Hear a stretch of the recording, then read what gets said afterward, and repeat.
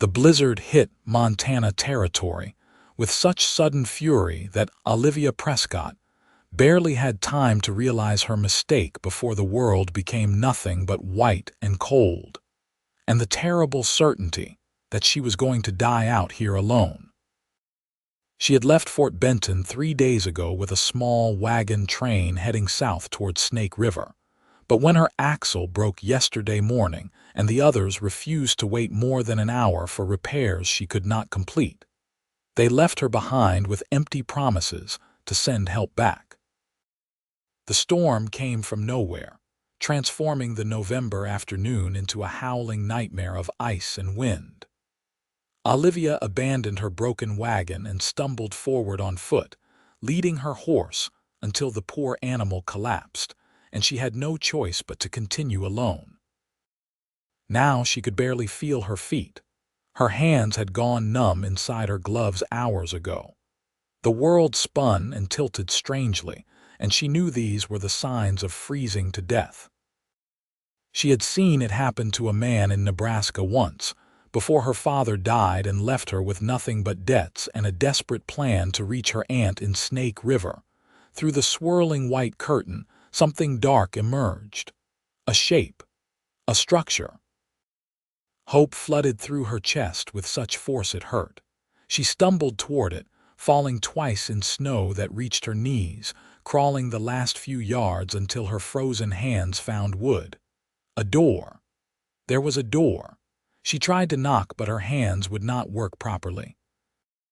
She slumped against the doorframe and used the last of her strength to kick at the wood with her snow-caked boots.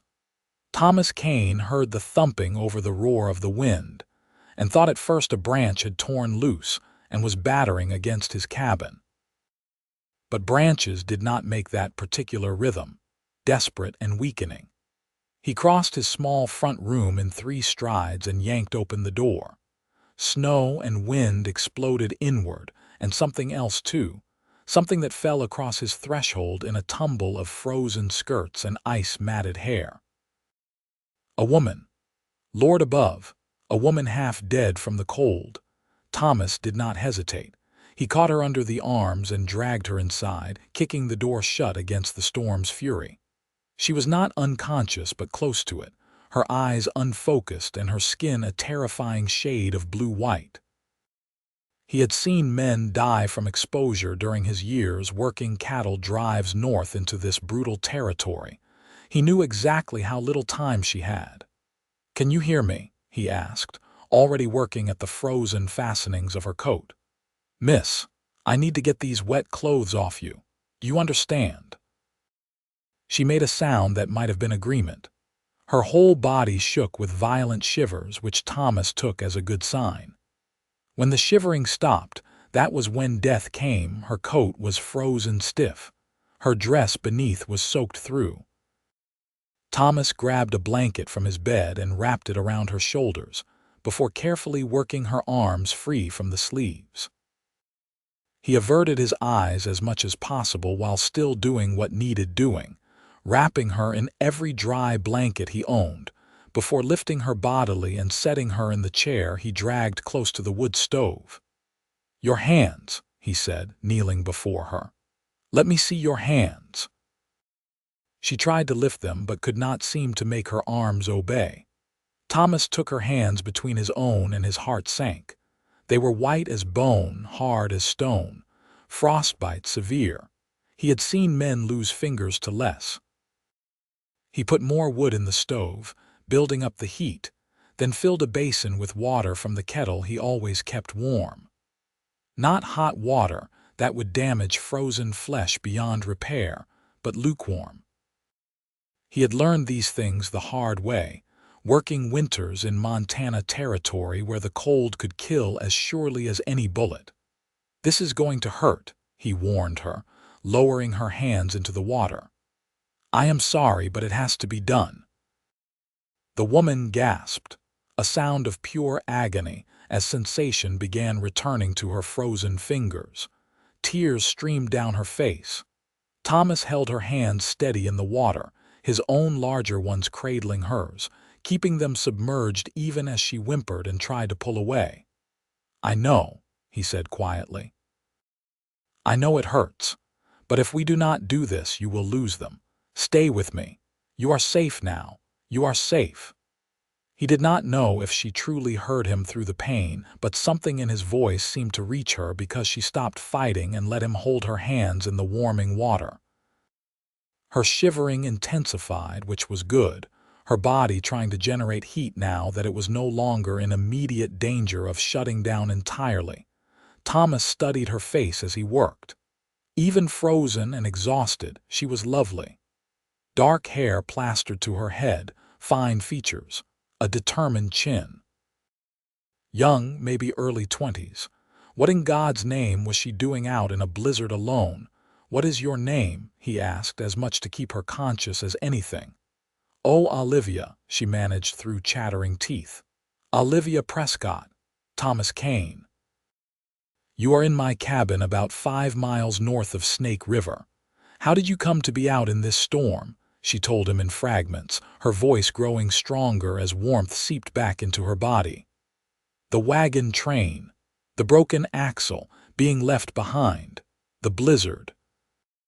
Thomas felt anger build in his chest at the thought of people abandoning a woman alone, but he kept his voice calm and steady as he changed the water, gradually warming it, bringing her frozen hands back from the edge.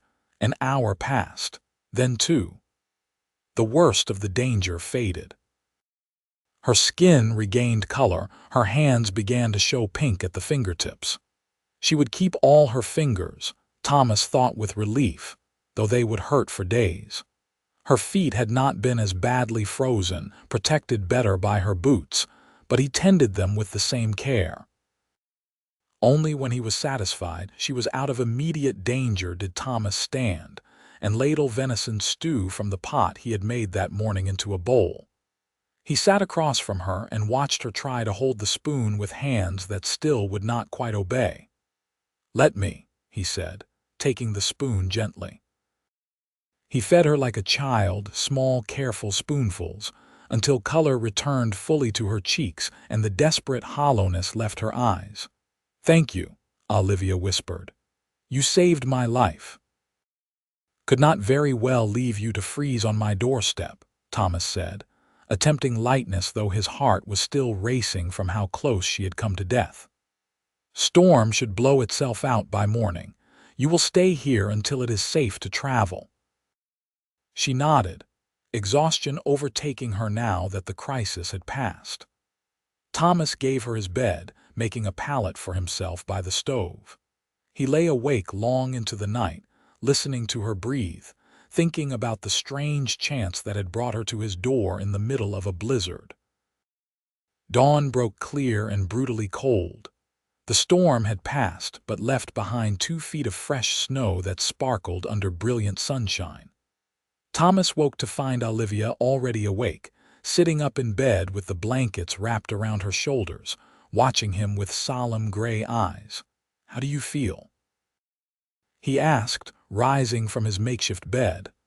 "Like I was trampled by horses," she admitted, "but alive, thanks to you." Her hands were swollen and tender, but all her fingers moved. No permanent damage, just the painful process of healing. Thomas made coffee and fried salt pork and the last of his eggs, and they ate together in the morning light streaming through the cabin's single window. "I need to get to Snake River," Olivia said. "My aunt lives there. She is expecting me." "Who is your aunt?" Margaret Pritchard. "She runs a boarding house on 3rd Street. Thomas knew the place. "A respectable establishment. I will take you to town once I dig us out. My horse can carry us both." He spent the next hour clearing a path to his small barn where his gelding waited patiently. By the time they set out, the sun was high, and the world had transformed into a landscape of white, dazzling beauty that hurt the eyes to look at. Olivia sat behind Thomas on the horse, her arms wrapped around his waist for balance, and he was intensely aware of her presence, the weight of her against his back, the trust implied in the way she held on to him. Snake River was a small town, barely 3 years old, grown up around a trading post on the Missouri River. The main street was lined with false-fronted buildings, their paint already weathered by the harsh Montana winters. Thomas guided his horse to the boarding house, a two-story structure that looked solid and well-maintained. Margaret Pritchard answered the door herself, a handsome woman in her 50s with iron-gray hair and sharp eyes that went wide when she saw Olivia. "Good Lord, child, where have you been?" "You were supposed to arrive 3 days ago." Olivia half climbed, half fell from the horse into her aunt's arms, and the story came tumbling out again. Margaret listened with increasing fury, her face darkening when she heard about being abandoned by the wagon train. "James Perry led that train," she said grimly. "I will have words with that man, you can be certain. And you, sir," she turned to Thomas with an expression that shifted to profound gratitude. "How can I possibly thank you for saving my niece's life?" "No thanks necessary, madam," Thomas said, suddenly uncomfortable with attention. "Anyone would have done the same." "Anyone would have, but you did. Will you come in? Let me at least feed you a proper meal." Thomas should have declined. He had work waiting back at his homestead, preparations for winter that could not be delayed. But Olivia was looking at him with those gray eyes, and he found himself accepting. Margaret Pritchard's boarding house was warm and clean, smelling of bread and coffee and beeswax. She installed Olivia in a room upstairs and insisted Thomas sit at the kitchen table while she cooked. Olivia returned in dry clothes, her dark hair brushed and falling loose around her shoulders, and Thomas had to remind himself to breathe normally. Over roasted chicken and potatoes, he learned more about Olivia Prescott. She was 23 years old, originally from Ohio. Her father had been a shopkeeper who made bad investments and died of a heart condition 2 years ago, leaving debts that consumed everything they owned. Her mother had died when Olivia was a child. With nowhere else to turn, she had written to her aunt, the only family she had left, and Margaret had sent money for the journey west. "I am hoping to find work here," Olivia said. "I can read and write and do figures. I worked in my father's shop for years, so I know business." "The general store might need help," Margaret suggested, "and the schoolteacher position is coming open in the spring. The current teacher is getting married and moving to Helena." Thomas listened more than he spoke, learning the cadence of Olivia's voice, the quick intelligence in her observations about the town even though she had just arrived. She asked him about his homestead, and he found himself telling her about the 160 acres he had claimed 3 years ago, the cabin he had built with his own hands, his small herd of cattle, and the plans he had to expand. "It is a hard life," he said honestly. "The winters are brutal and the summers are short, but the land is good. A man can build something lasting here if he is willing to work for it." "That is all I want," Olivia said softly. "A place to belong, a chance to build a life." Their eyes met across the table and something passed between them, a recognition, a possibility. Thomas did not mean to return to town 3 days later, but he found himself making excuses. He needed supplies. He should check on the woman he had rescued to ensure she was recovering properly. It was only decent. He found Olivia behind the counter of Henderson's general store, carefully measuring out flour for a customer. Her hands were still slightly swollen, but she moved them with care and competence. She looked up when the door opened, and her face brightened when she saw him.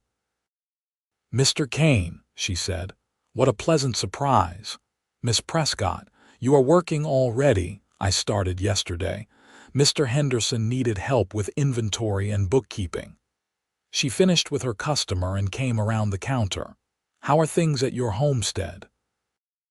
They talked for nearly an hour, ostensibly while Thomas selected supplies he only half needed. When he left, it was with a promise to return next week, and they both knew the supplies were just an excuse. The pattern repeated through the cold weeks of December. Thomas found reasons to come to town more often than he ever had before. Sometimes he saw Olivia at the store.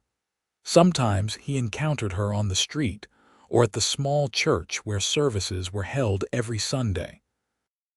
They always talked, conversations that started carefully and grew more personal as the days passed. He learned she loved to read, that she missed the green hills of Ohio but found a stark beauty in Montana's endless skies. He told her about growing up in Texas, about driving cattle north and falling in love with this untamed territory, about the loneliness of homesteading alone. "Why have you not married?" Olivia asked one day in early January. They were sitting in her aunt's parlor, properly chaperoned by Margaret's presence in the next room, drinking coffee while snow fell softly outside. Thomas considered the question. "Never found a woman willing to share the hardship, I suppose." This is not an easy place for anyone, but especially not for women. Most want more than a one-room cabin 5 miles from the nearest neighbor. "Some women might consider the right man worth any amount of hardship," Olivia said quietly. The words hung between them, weighted with meaning. Thomas set down his coffee cup and leaned forward. "Olivia," he began but stopped, uncertain how to continue. "I am not a wealthy man. My homestead is small and the work is hard, but I am a decent man and I would treat a wife with respect and care. If I were to court you properly and honorably, would you allow it?" Olivia's cheeks flushed pink, but she met his eyes steadily. "I would welcome it, Thomas, more than welcome it." So began a courtship conducted through the harsh Montana winter. Thomas came to town every week, sometimes twice a week when the weather permitted. They took walks along the frozen river, attended church socials together, sat in Margaret's parlor talking until the lamps burned low. Margaret approved, watching them with satisfaction as something deep and true grew between her niece and the quiet homesteader who had saved her life. Thomas had never been a man of many words, but he found himself talking to Olivia about things he had never spoken of before. His dreams for his land, the brother he had lost in the war, his fears that he had chosen too hard a life, that he would die alone on his homestead with nothing to show for his years of work. "You will not die alone," Olivia said fiercely, taking his hand in both of hers. They were sitting on a bench outside the general store on a rare, warm afternoon in late February.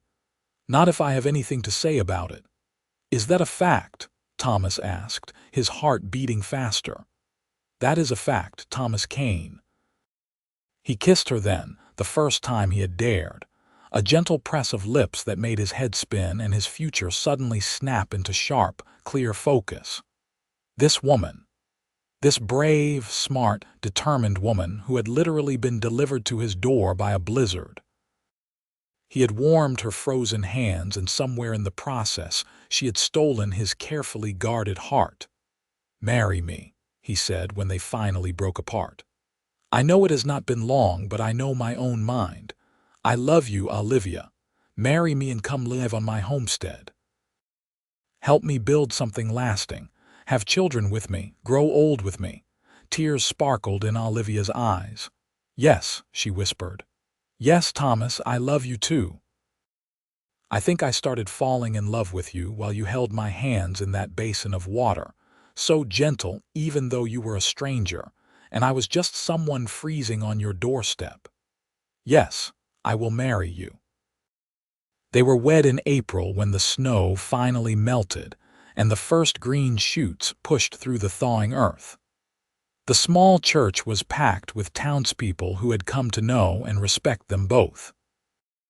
Olivia wore a dress of cream-colored silk that Margaret had somehow acquired from Helena, and Thomas wore his best suit, his dark hair slicked back, his hands trembling slightly as he slipped a simple gold band onto Olivia's finger.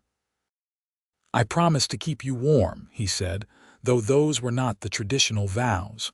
Always. I promise to hold your heart as carefully as you held my hands, Olivia replied.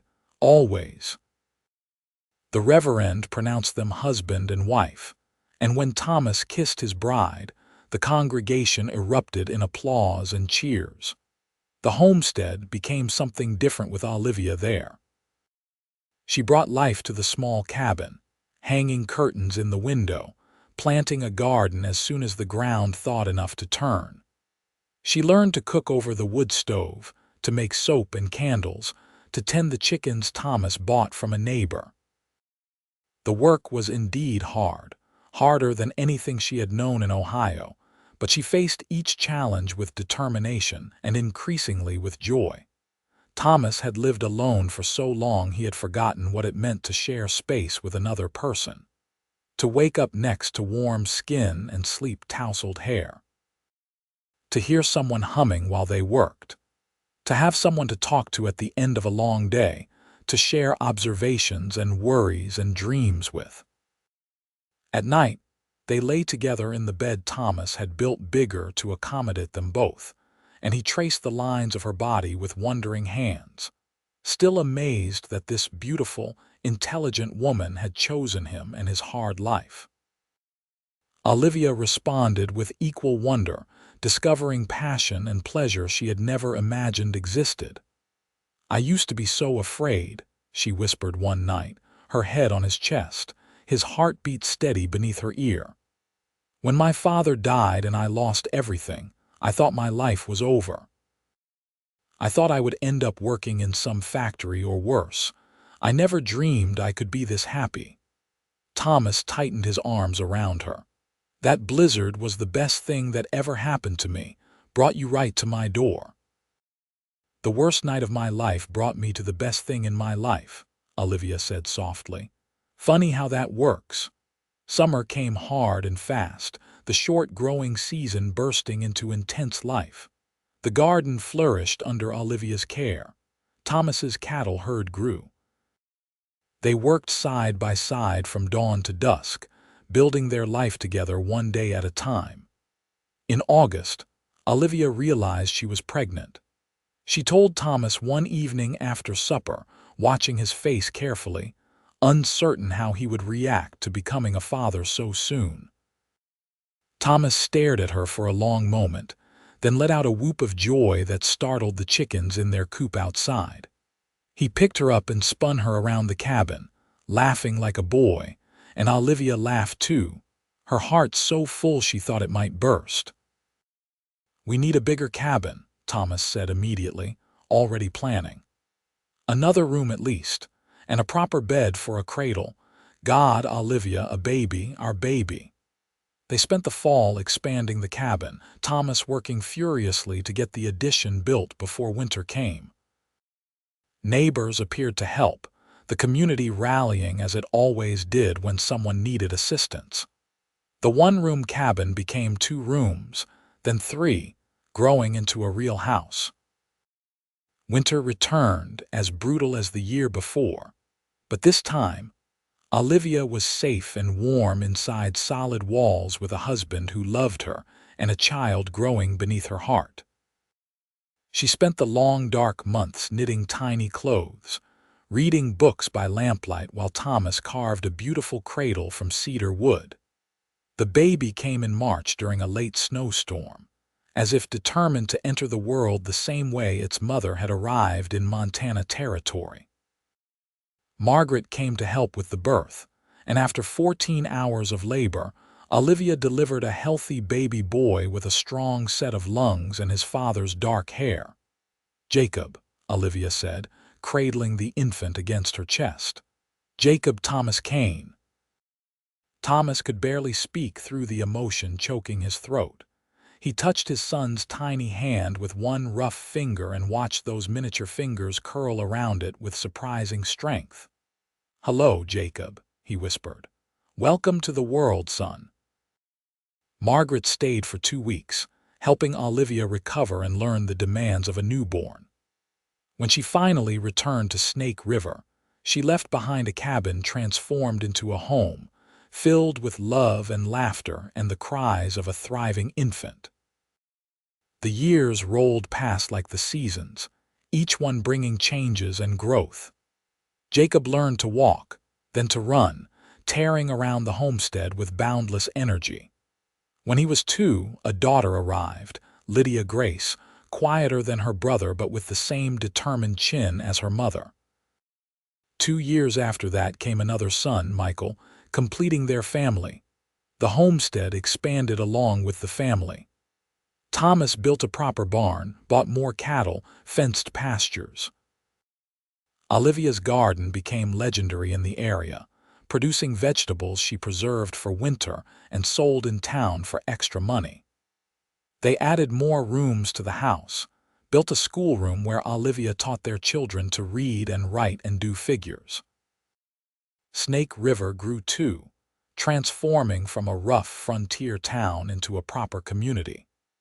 The railroad came through in 1881, bringing more settlers and new opportunities. Montana became a state in 1889, and Thomas and Olivia celebrated by traveling to Helena with their children to watch the ceremonies. Through it all, through hard years when drought threatened the cattle and good years when everything flourished, through childhood illnesses that terrified them and small triumphs that brought joy, Thomas and Olivia held onto each other. The love that had begun with a desperate woman freezing on a doorstep and a lonely cowboy warming her hands had grown into something vast and unshakable, a foundation on which they built not just a home but a legacy.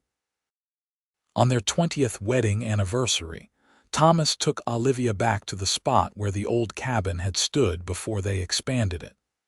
The original structure was now incorporated into a much larger house, but the doorway remained, the same door where he had found her that November night so long ago.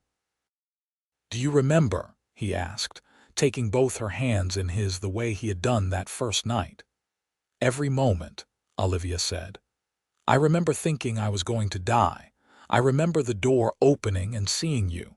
I remember your hands were so warm and gentle even though I was just a stranger." "You stopped being a stranger the moment I saw you," Thomas said. "I just did not know it yet." They stood together in the late April sunshine, middle-aged now, marked by 2 decades of hard work and harder winters, but their hands fit together as perfectly as they had that first night.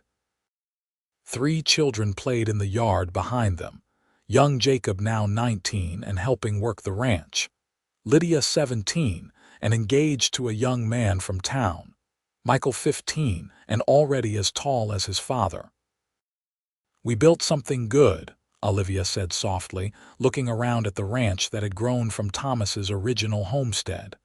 "Something lasting." "We did," Thomas agreed. "You and me together, just like I promised." More years passed. Jacob married a nice girl from Helena and brought her home to the ranch, building a house on the north 40 acres. Grandchildren arrived, first one, then another, then another. Lydia married her young man and moved to town but visited often. Michael took over more and more of the ranch work as Thomas's joints stiffened with age. On a cold November night in 1905, almost exactly 30 years after the blizzard that had changed their lives, Thomas and Olivia sat together by the fire in their comfortable parlor. Outside, snow fell in thick white curtains, coating the world in silence. They were alone in the house, the children grown and gone to their own homes, and in the quiet they found themselves remembering. "You ever regret it?" Thomas asked. "The hardship, the difficult years? You could have had an easier life somewhere else." Olivia looked at her husband, his face lined now but still handsome to her eyes, his dark hair gone silver but his blue eyes still bright. She took his hand, their fingers intertwining automatically after 3 decades of practice. "Not for one single moment," she said firmly. "You warmed my hands, Thomas Kane. But more than that, you warmed my life. You gave me a home and a family and love I never dreamed possible. How could I regret any of that?" "I love you," Thomas said simply. I have loved you since that first night. I will love you until my last breath and beyond. And I love you, Olivia replied. You saved me in more ways than you know, not just from freezing, but from a life without purpose or joy.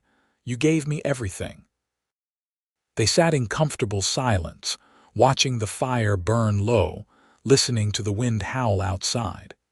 It was a sound that might have frightened Olivia once, reminding her of that desperate night when she thought death was certain. But now it was just weather, just winter doing what winter did in Montana. She was safe and warm and loved, surrounded by the life she and Thomas had built together. The grandchildren grew up hearing the story of how their grandparents met, about the blizzard and the frozen woman at the door and the cowboy who saved her life. It became family legend, told and retold at gatherings, embellished slightly with each telling but always true in its essential details. When Thomas died peacefully in his sleep at age 78, with Olivia beside him and his children and grandchildren in the house, his last words were, "Thank you for coming to my door."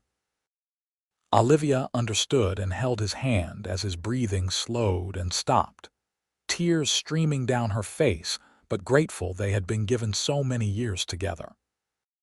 She lived 5 more years, spending them in the house they had built, surrounded by family, watching the ranch continue to prosper under Jacob's capable management.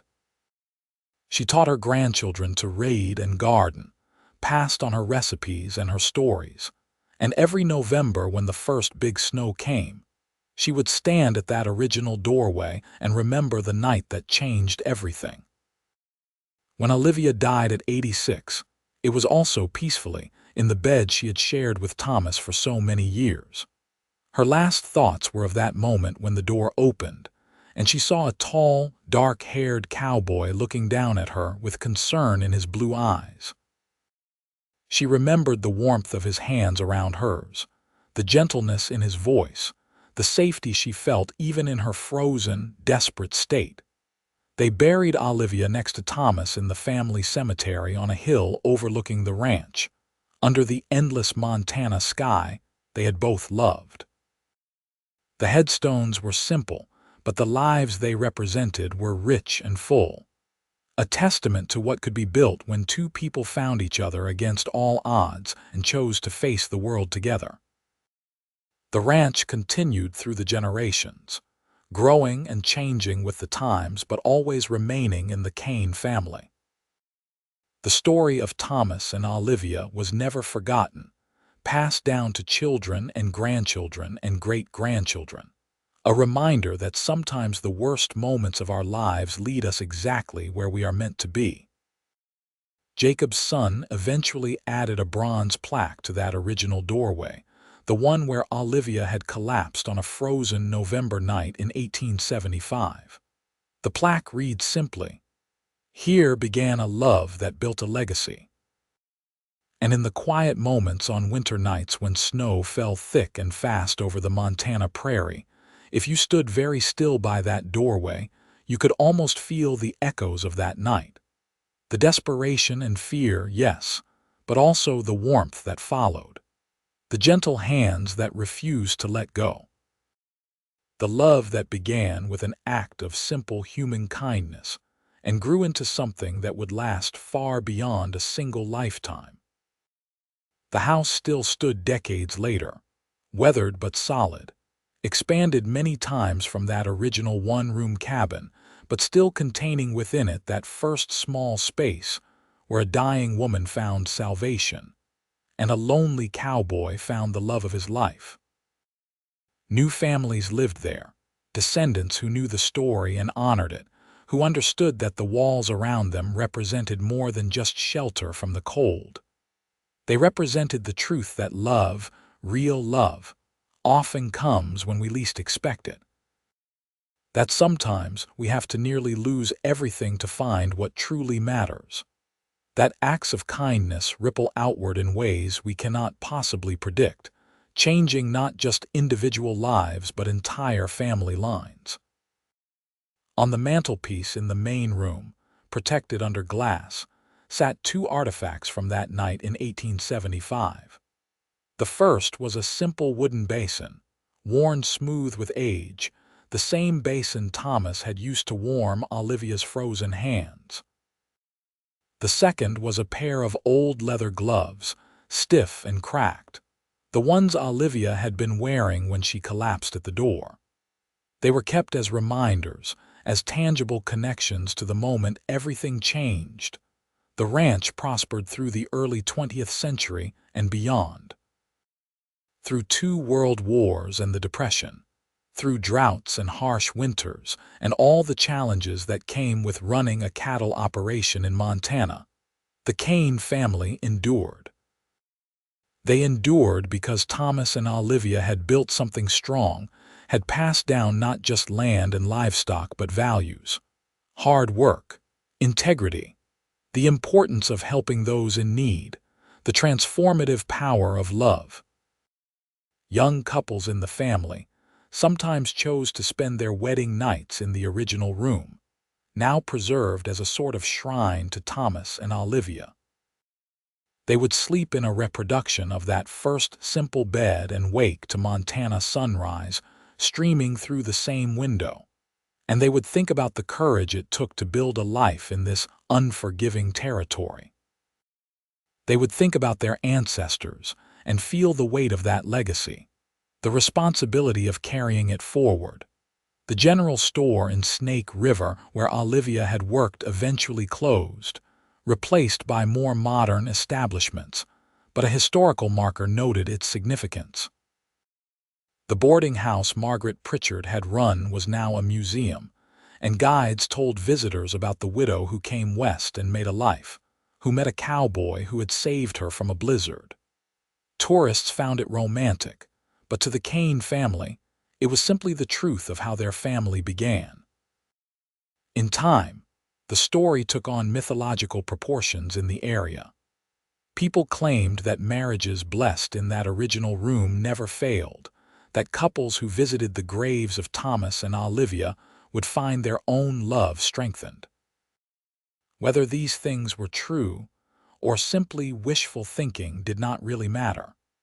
What mattered was that a story of love and survival resonated across the years, giving people hope.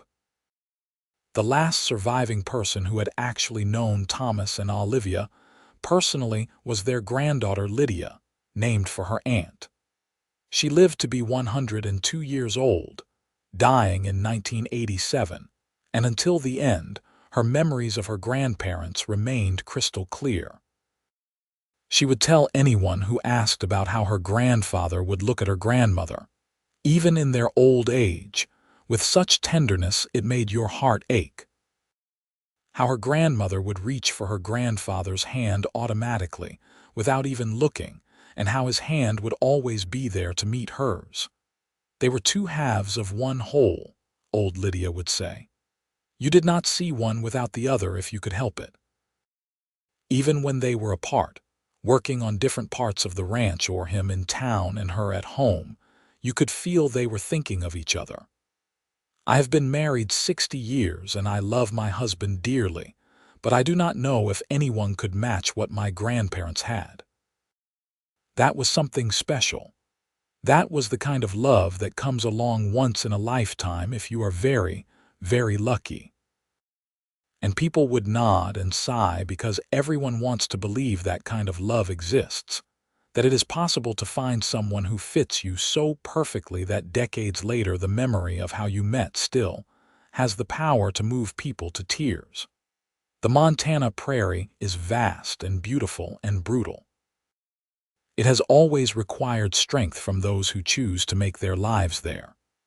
In 1875, when Olivia Prescott stumbled through a blizzard and collapsed at Thomas Kane's door, that prairie was even wilder and more unforgiving than it is today. The fact that she survived at all was remarkable. The fact that she stayed and thrived and built a life and a family was extraordinary.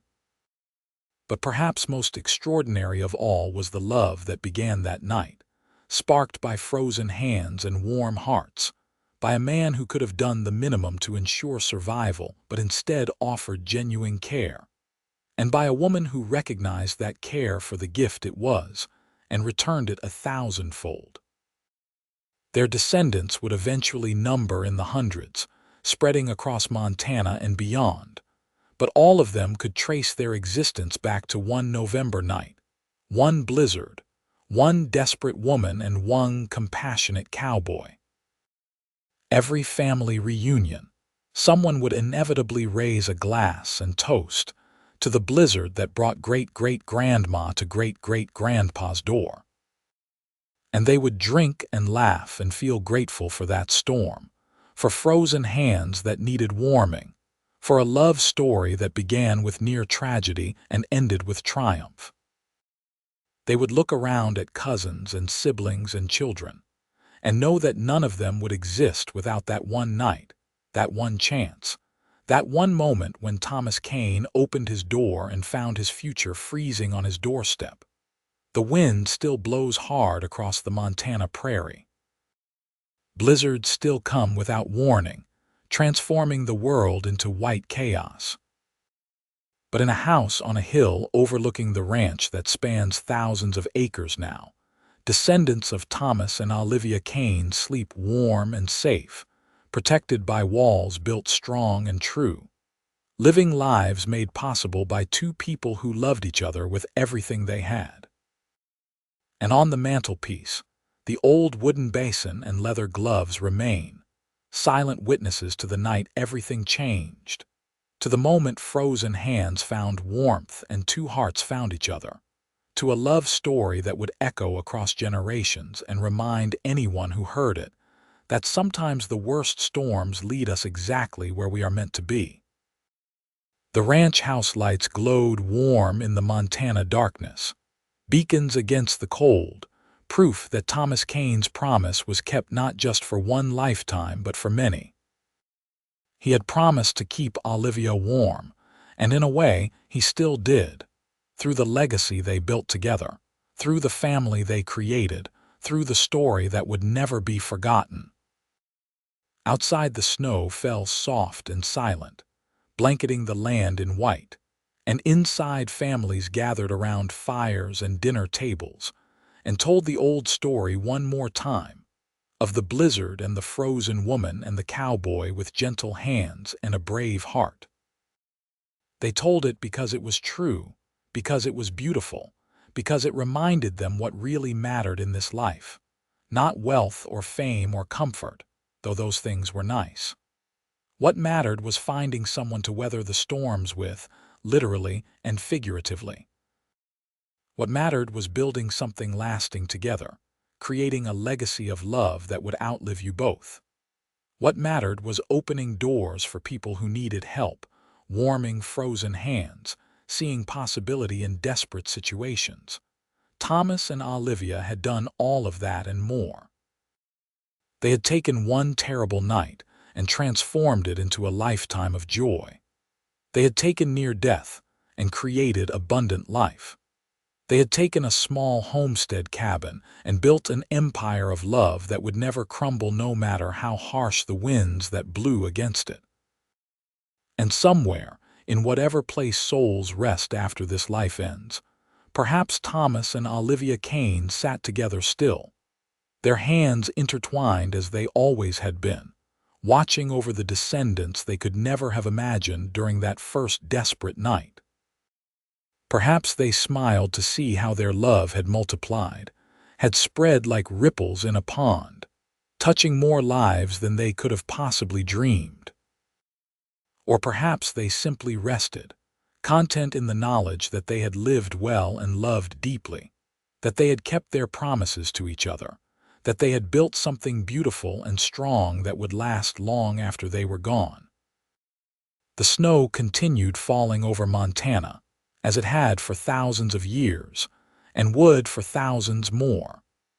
The land endured as it always had, harsh and beautiful and unforgiving to those who did not respect it, generous to those who did. And in homes across the territory, families settled in for the night, safe and warm, carrying within them the legacy of those who came before, particularly one very special couple who proved that sometimes the greatest love stories begin with the simplest act of human kindness. Thomas Kane had warmed Olivia Prescott's frozen hands on a November night in 1875. In doing so, he had warmed her heart, won her love, and changed the course of countless lives that followed. It was a story worth remembering, worth telling, worth honoring.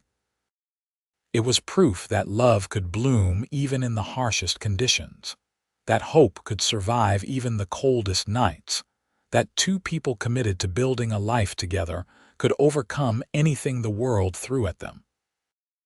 And so the story lived on, passed from generation to generation, a treasured family history and a reminder of what truly mattered.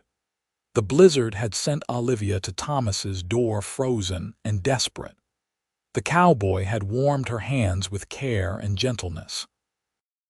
And in the process, they had found something neither had been looking for but both had desperately needed. They had found home. They had found purpose. They had found each other, and that, in the end, was everything.